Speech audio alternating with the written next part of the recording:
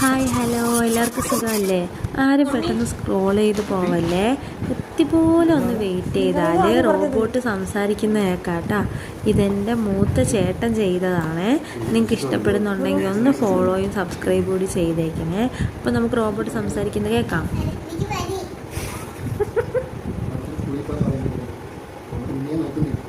ഞാൻ കണ്ടത് ഈ ചിത്രത്തിൽ ഒരു മുറിയിൽ ഒരുമിച്ചിരിക്കുന്ന ആളുകളുടെ ഒരു സംഘം കാണാം.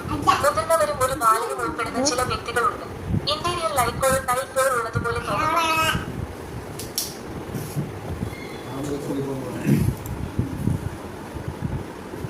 ഇതുപോലെ ഒരുപാട് എൻ്റെ ചേട്ടൻ ചെയ്ത് വെച്ചിട്ടുണ്ട് കേട്ടോ.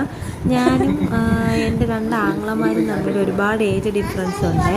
അപ്പോൾ കുറേ നാളായി ഉമ്മച്ചിയുടെയും വാപ്പച്ചിയുടെയും മരണശേഷം ഞങ്ങൾ മൂന്നുപേരും കൂടി ഒരുമിച്ച് കാണുന്നത്. കുറച്ച് നാൾക്ക് ശേഷമാണ് ഞങ്ങൾ മൂന്നുപേരുടെ ഒരുമിച്ച് കാണുന്നത്. ഞാനും എൻ്റെ ഹസ്ബൻഡും മോനും രണ്ട് ചേട്ടന്മാരും ഉണ്ടായിരുന്നു കേട്ടോ.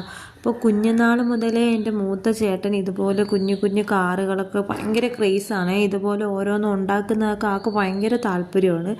ഇത്രയും ഏജായിട്ടും ആളിപ്പോഴും അത് കണ്ടിന്യൂ ചെയ്ത് പോകുന്നുണ്ട് കേട്ടോ. ഇത് ആളുടെ റൂമാണ്. അവിടെ ഫുള്ളും കൂടുതലും ഇതുപോലുള്ള ടോയ്സ് ഒരുപാട് ഉണ്ടാക്കി വെച്ചിട്ടുണ്ട്. അപ്പോൾ ഇവിടെ ചെല്ലുമ്പോഴത്തേക്ക് എൻ്റെ മോൻ ഇതൊക്കെ കാണുമ്പോഴത്തേക്ക് അത് എടുക്കാനും അവന് വരും എന്ത് ചേട്ടനറിയാത്തൊരു ഫീലാണ് കേട്ടോ അവന്. ഇതെല്ലാം ആങ്ങള ചെയ്ത് വെച്ചേക്കുന്നതാണ്.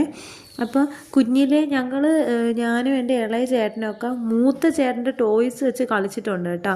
കാരണം ആൾ സൂക്ഷിച്ച് വെച്ചേക്കും. നമ്മളെല്ലാവരെയും പോലെ നശിപ്പിച്ചൊന്നും കളയത്തില്ലേ, ആൾ സൂക്ഷിച്ച് വെച്ചേക്കും.